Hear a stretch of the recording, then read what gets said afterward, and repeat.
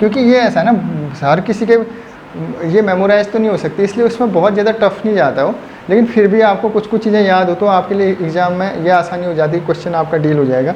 Article 50 ये important है, ये इसलिए है क्योंकि इसमें कार्यपालिका और न्यायपालिका का पृथक किया गया है, मतलब दोनों की अब आर्टिकल 14 ये बेहद इम्पोर्टेंट है। सहकारी समिति मतलब कोऑपरेटिव सोसाइटी जो होती हैं वो ये होती हैं कि जैसे इसमें लोग ही सदस्य होते हैं और लोगों के वेलफेयर के लिए होती है वो। अगर अंतर्राष्ट्रीय विवाद है कोई, जैसे हमारा कभी बांग्लादेश के साथ था सीमा को लेकर, तो हमने उसको सुलझाया है। हेलो दोस्तों, अब जैसे अब आ गया गांधीवादी सिद्धांत। अब जैसे हमने अभी जो पढ़े थे वो समाजवादी सिद्धांत पर आधारित थे, अब गांधीवादी सिद्धांत पर आ गए।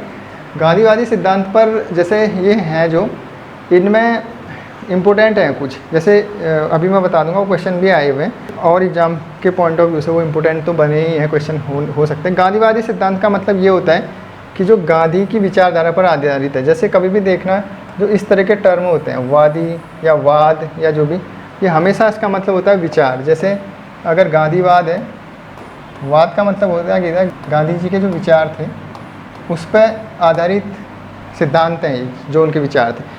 अब आर्टिकल 14 ये बेहद इम्पोर्टेंट है। तो ग्राम पंचायत का उल्लेख किसमें है? आर्टिकल 14 में है। तो ये सीधे पूछ सकता है को स्वायत्त शासन की इकाई के रूप में संगठित करने के लिए कदम उठाएगा। जैसे ये उठाया भी है, जो आपको बताया कि 1902 में 73 और 74 कॉन्स्टिट्यूशनल अमेंडमेंट हुए थे और उसके तहत जो है ग्राम पंचायत और शहरी शासन की प्रणाली को इस्टेब्लिश किया था जो है सरकार, मतलब संसद में कानून बनाकर। तो ये इसी के उद्देश्य, और उससे पहले तो राज्यों में थे, राज्य बना सकते हैं, राज्य किसी पे भी बना सकते हैं, राज्य का अपना लॉ एंड ऑर्डर बनाने का राज्य की अपनी पावर है ना, अपनी शक्ति है, उसकी शक्ति का विभाजन कैसे पढ़ा था जब आपने, तो आपने समझा होगा उसको। तो ये है 43 में जो राज्य ग्रामीण क्षेत्रों में व्यक्तिगत व सहकारी आधार पर कुटीर उद्योग, मतलब कि छोटे उद्योग जैसे होते हैं उनको कॉटेज इंडस्ट्री टाइप से उनको विकसित करने में छोटे छोटे गाँव में, अब जैसे छोटे छोटे गाँव हैं उनमें रोज़गार के इतनी ज़्यादा स्कोप नहीं है, तो वो छोटे छोटे जहाँ पर लोग अगर रहेंगे से अपने ही जगह पर रह के काम करेंगे, गांव भी बने रहेंगे, गांव से माइग्रेशन भी कम होगा। मतलब दूरदर्शिता है इनकी, गांव का लोग कहाँ जाएगा, ज़रूरी नहीं है ना कि हर कोई शहर में आए, तो उनके लिए वहाँ पर छोटे छोटे उद्योग होंगे तो वो रोज़गार हासिल कर सकते हैं। 43 में सहकारी समितियाँ, जैसे सहकारी समितियाँ को स्वैच्छिक गठन, स्वायत्त कार्यप्रणाली, लोकतांत्रिक निर्णय और पेशेवर प्रबंधन को बढ़ावा देना, मतलब सहकारी समितियों को बढ़ावा देने की बात की गई है इसमें। सहकारी समिति मतलब कोऑपरेटिव सोसाइटी जो होती हैं वो ये होती हैं कि जैसे इसमें लोग ही सदस्य होते हैं और लोगों के वेलफेयर के लिए होती है वो। जैसे मान लो कोई 10 से अधिक लोग होने चाहिए, 10 से कम नहीं होने चाहिए इसमें। 10 लोगों ने कोई सोसाइटी बनाई और वो सोसाइटी में वो आपस में ही उनकी वो सोसाइटी है, वो बैंक से लोन ले सकते हैं और कोई कार्य करना चाहते हैं तो कर सकते हैं, या एक दूसरे की सहायता कर सकते हैं। जैसे कभी किसी को मदद मिले करनी है या कुछ भी करना है, एज ए वॉलंटियर की तरह वो काम करेंगे और उनकी फंडिंग होगी, उसमें पैसे सभी लोग जमा करेंगे। पैसे जमा करने का उनकी एक शेयर होल्डिंग भी होगी उसमें कि वो कर सकते हैं उसमें, कि मतलब एक दूसरे की सहायता कर सकते हैं, ये चीज़ें हैं। तो ये सहकारी समितियाँ, और इसमें भी बड़े लेवल पर भी बनती है। जैसे अमूल का नाम आपने सुना होगा, जो है वो भी सहकारी सोसाइटी से प्रभावित है। तो इस तरीके की चीज़ें बना, मतलब लोगों के भलाई के लिए है ना कुल मिला के। लोग जब वंचित है, बैंक से लोन लेने के लिए हर कोई नहीं जा सकता, तो वहाँ पर वो अपने ग्रुप में है तो एक दूसरे की सहायता कर सकते हैं जब जिसको ज़रूरत पड़े। तो ये चीज़ें। आर्टिकल 46 जो है वो राज्य लोगों के कमज़ोर वर्गों, विशेषकर अनुसूचित जातियाँ, SC और अनुसूचित जनजातियाँ, ST और अन्य कमज़ोर वर्गों के शैक्षिक और आर्थिक हितों को बढ़ावा देगी। मतलब राज्य जो है वो जो हमारे समाज में जैसे वीकर सेक्शन है उसकी सहायता के लिए सरकार ये काम करेगी।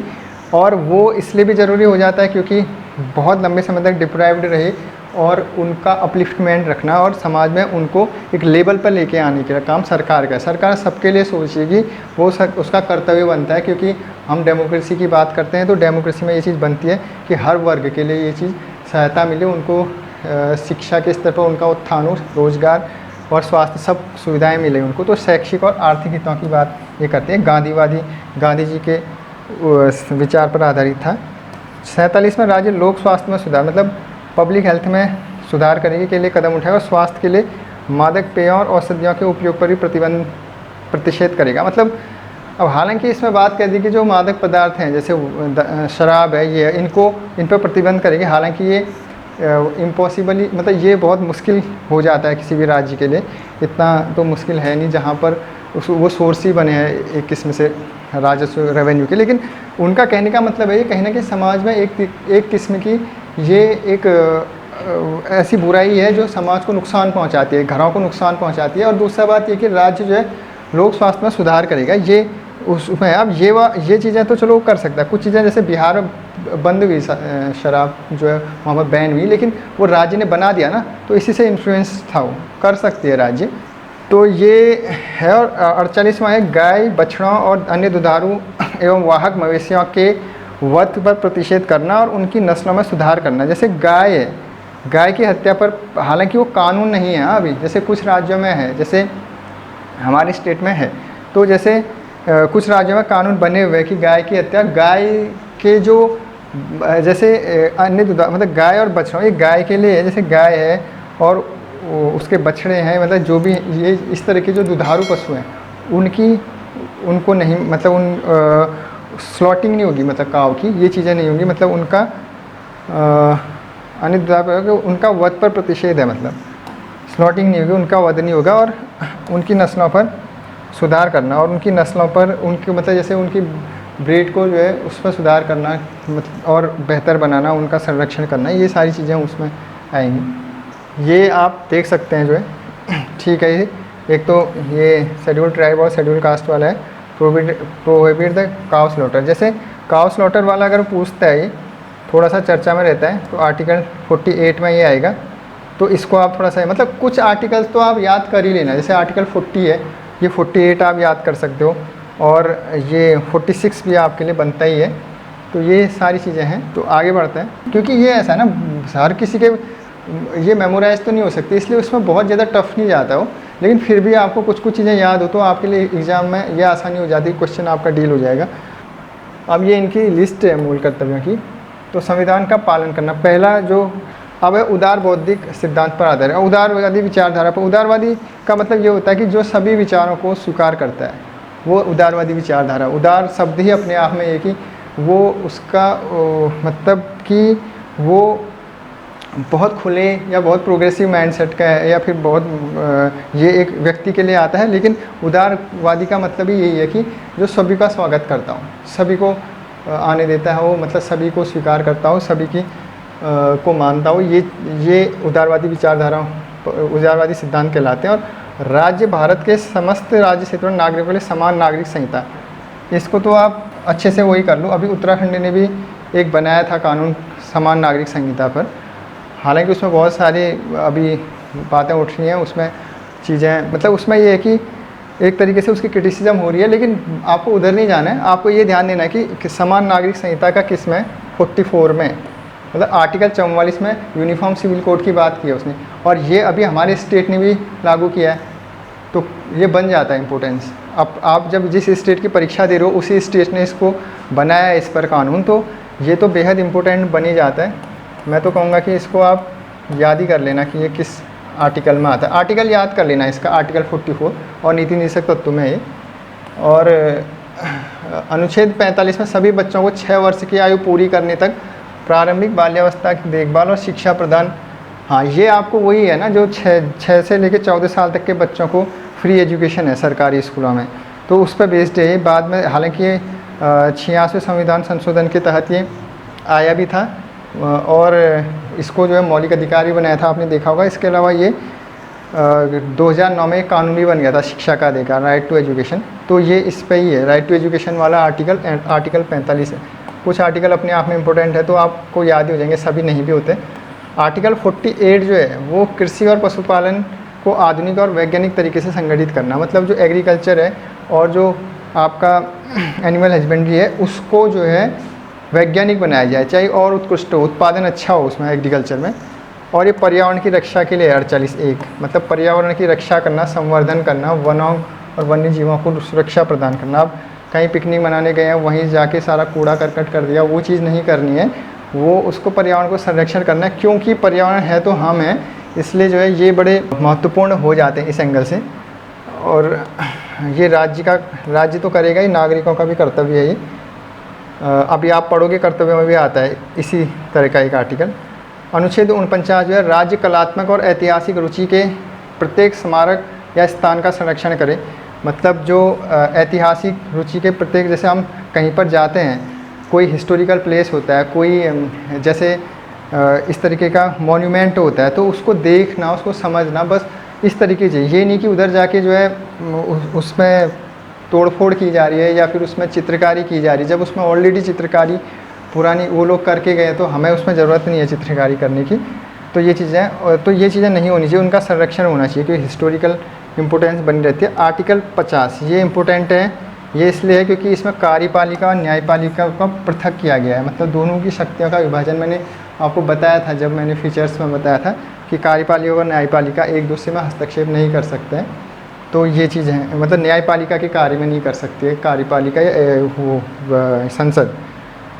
और अनुच्छेद 51 जो है, यह घोषणा करता है कि अंतर्राष्ट्रीय शांति सुरक्षा स्थापित करने के लिए राज्य निम्नलिखित प्रयास करेगा। जैसे जो अंतर्राष्ट्रीय शांति और सुरक्षा है, मतलब कि ये नीति निर्देशक तत्व देखो, एक तो हमारे देश के लिए तो है ही, ये अंतर्राष्ट्रीय स्तर पर भी सोचा जा रहा है इनके बारे में। जैसे आप ये देखो कि हमारे देश के बाहर की जो चीज़ें हो रही हैं, हमें उनके साथ भी अच्छे संबंध बना के रखने हैं, ताकि हम भी मतलब अच्छे से अपने देश में हमारी भी व्यवस्था अच्छे से संचालित हो। हम हर किसी के साथ अगर बढ़िया संबंध नहीं बनाते हैं, या तो हमको भी उससे नुकसान होगा, उससे हमें आर्थिक नुकसान तो होगा ही, राजनीतिक रूप से भी नुकसान होगा। तो ये चीज़ें अंतर्राष्ट्रीय शांति और सुरक्षा स्थापित करने का प्रयास करेगा। ये कुछ बातें, मतलब इतना ही जाना है आपको, बात इतने तक की है।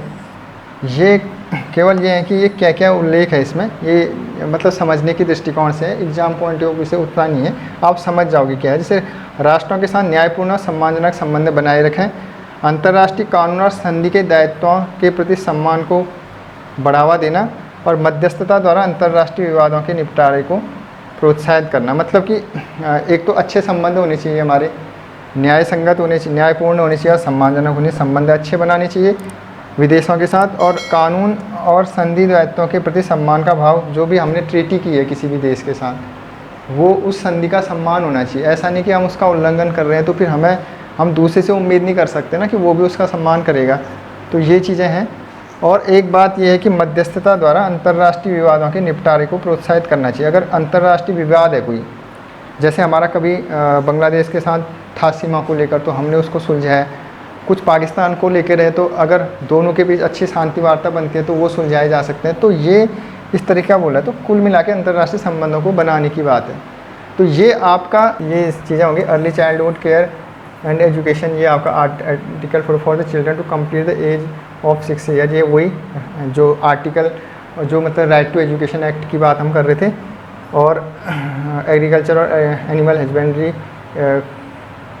ऑन मॉडर्न एंड साइंटिफिक बनाने हैं उसको, और ये मॉन्यूमेंट को संरक्षण करना है, उनको नुकसान नहीं पहुंचाना है। और इस separate judiciary from the executive, ये चीज़ है, मतलब कि कार्यपालिका और न्यायपालिका। Establish international peace and security, इसको आपको बना के रखना है, मतलब राज्य को बना के रखना है। तो ये चीज़ें हैं, मतलब जैसे कुल जो है नीति निर्देशक तत्व आपको जितने भी हैं पढ़ा दिए गए 36 से लेकर 51 तक। इसमें आपको ये ध्यान रखना है कि जो मैंने इंपॉर्टेंट बताया, जैसे एक तो आर्टिकल जैसे 40 है, उसको तो आप याद ही करना है, पंचायती राज क्या हो। आर्टिकल 44 जैसे समान सिविल संहिता की बात करता है ना वो, कि जैसे आपने देखा होगा अभी उत्तराखंड में भी बना था वो सारी चीज़ें। और उसमें जो और भी गए, कुछ गांधीवादी के अंतर्गत आते हैं, कुछ उदारवादी और ये समाजवादी में। जो आपको इम्पोर्टेंट बताएं वो तो हैं ही उसमें। इसके अलावा तो इतना वो नहीं, मतलब बहुत ज़्यादा डीप नहीं जाता, बहुत जैसे जो अंडरस्टैंडिंग, मतलब ज़्यादा आपको मुश्किल जो लग भी रहे हैं, उसको आपको शॉर्ट टर्म में समझना है उसको, कि जैसे कहीं पर सामाजिक न्याय है, आर्थिक न्याय है, इस तरीके से उसको समझना है, तो आप समझ में आ जाएगा। लेकिन पूछेगा वो कुल मिला के इसी तरीके से कि कौन से आर्टिकल के तहत आता है, या ये किस में शामिल है, ये मूल कर्तव्य है कि नीति निर्देशक तत्व है, मतलब निम्न में से कौन सा नीति निर्देशक तत्व है। ये कुछ आर्टिकल देगा और ईजी देगा, इसमें टफ नहीं देगा वो, क्योंकि ऑलरेडी आप देख रहे हो कुछ चीज़ें याद करनी टफ ही है इसमें। नीति निर्देशक तत्व तो हो गया।